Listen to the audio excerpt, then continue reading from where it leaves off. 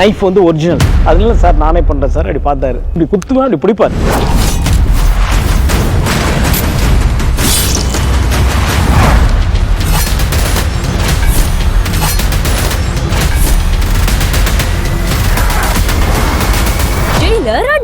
Super star Rajinikanth நடித்த mega black Bastar Jailer திரைப்படம் உருவான கதை உங்கள் சன் நெக்ஸ்டில் மட்டும் கண்டு மகிழுங்கள். இப்பொழுதே ஆப்பை டவுன்லோட் செய்யுங்கள். தயவு செஞ்சு அழாதீங்கக்கா. என்னப்பா அந்த படுபாவி என் புருஷன் தாம்மா. என் வாழ்க்கையை நாசம் பண்ணி என்ன நடுத்தருவில் விட்டுட்டாம்மா. ஆடிக்கு ஒரு நாள், அமாவாசைக்கு ஒரு நாள் தாம்மா வீட்டுக்கே வருவான். நான் கூலி வேலைக்கு போய் சேர்த்து வச்ச அம்புட்டு பணத்தையும் பிடுங்கிட்டு போயிடுவாம்மா. அப்புறம் 2-3 நாளைக்கு இந்த பக்கமே எட்டி பார்க்க மாட்டாம்மா.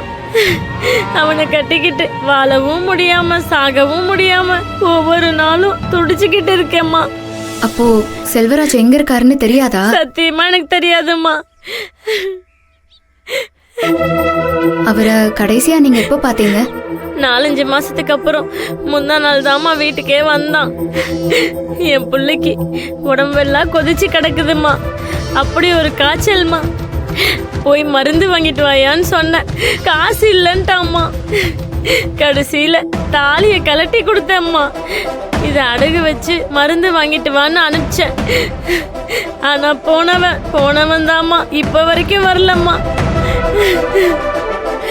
அவருக்கு ஃபோன் பண்ணி பாத்தீங்களா? போனை எடுத்தாதானம்மா. நானும் அடிச்சு பார்த்து ஓஞ்சி போயிட்டம்மா. மணி அடிக்குது அடிச்சுக்கிட்டே தாம்மா இருக்கு. எடுக்கவே மாட்டாம்மா அந்த பாவி மனுஷன். உன் புருஷன் என்ன வேலை செய்யறாமா? தென்னை மரம் ஏறுவாயா.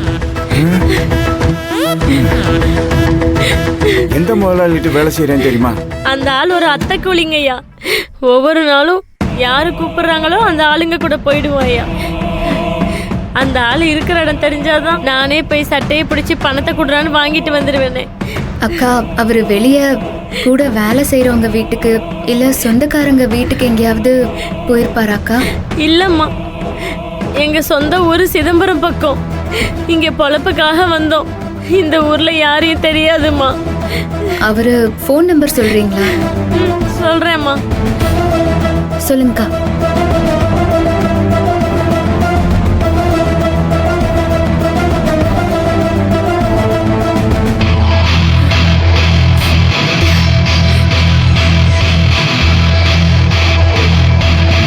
எடுக்கலக்கா. நேத்துல இருந்து அடிச்சு பாக்குறேன், எடுக்கவே மாட்டான் அந்த ஆளு.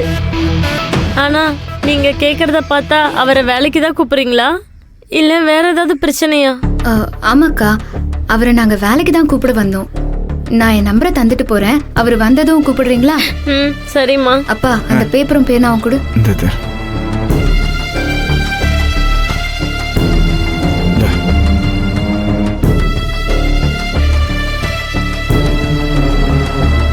அவர் வந்ததும் இந்த நம்பருக்கு கூப்பிடுங்க. சரிம்மா. சரிக்கா, நாங்க கிளம்புறோம். வாப்பா.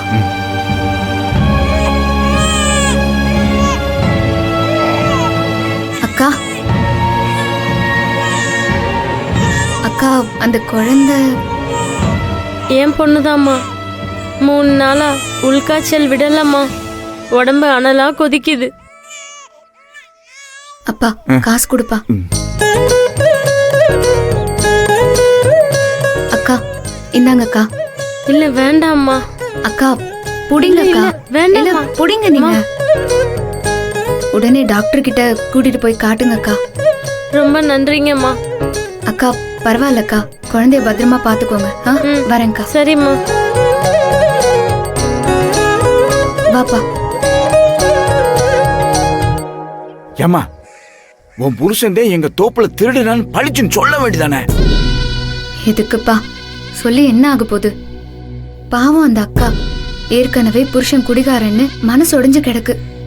இப்போ திருடன்னு தெரிஞ்சா இன்னும் நொந்து போயிருவாங்க. எதுக்கு தேவையில்லாம அவங்கள கஷ்டப்படுத்திக்கிட்டு? கொடுமைன்னு கோயிலுக்கு போனா அங்க ஒரு கொடுமை பதிலுக்கு திங்குதுன்னு அடிச்சான். அந்த கதையா ஆயிப்போச்சு. இப்ப என்ன செய்ய போறதுன்னு தெரியலையே. அப்பா, எதுனா ஒரு வழி கிடைக்கும். சரி, பஸ் வந்துரும், வா போலாம்.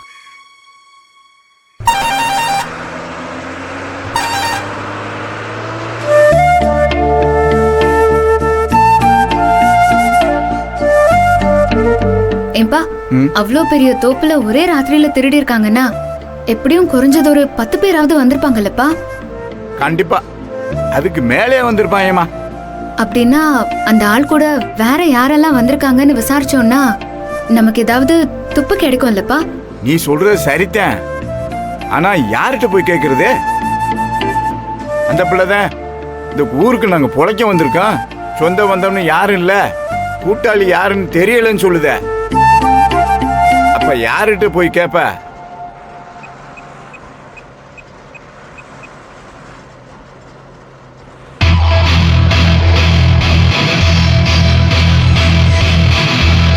என்னம்மா எடுக்கலையா? அதுக்குதான். எடுக்கலப்பா. எப்படி எடுப்பான்?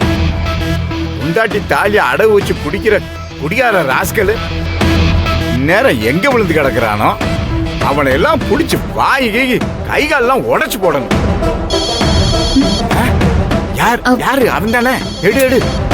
அப்பா ஆ. அவன் இல்லப்பா, அப்புறம்? தேங்காய் வியாபாரி. 2 நாள் டைம் கொடுத்தான், டைம் முடிஞ்ச உடனே கரெக்டா அடிக்கிறானே. இப்ப என்ன செய்யறேன்னு தெரியல.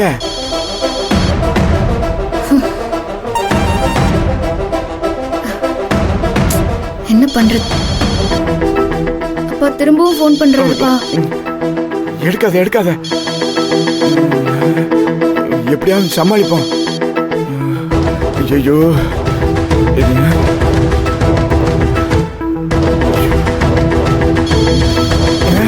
அப்பா வேணாம் வேணாம் எடுக்காத. அடிக்கட்டும், எடுக்காத.